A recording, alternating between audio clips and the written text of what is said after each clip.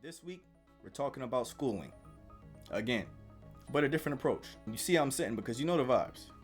Anyways, back to the point. Schools should not be funded by the area in which they reside. This is especially detrimental for the communities that don't generate a ton of income. Growing up, I went to a grade school that was one of the top performers in its district.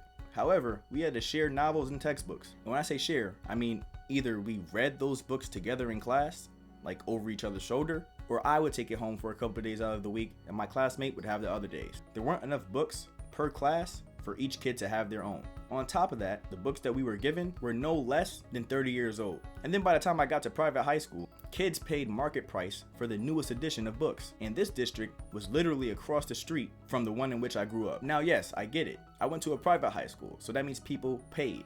However, the public schools surrounding that high school was just as adequate, whereas the others from where I grew up were severely underfunded, and that just isn't fair. So, the state or country as a whole should fund each public school equally. Otherwise, you almost ensure the fact that certain children will fail once they reach higher education, not because they don't have the ability to succeed, but because they weren't properly prepared by the people who were in charge of teaching them. It's obviously unfair to ensure the success of a certain sector of individuals while systematically forming a pipeline to failure for others. And that's just about it for today.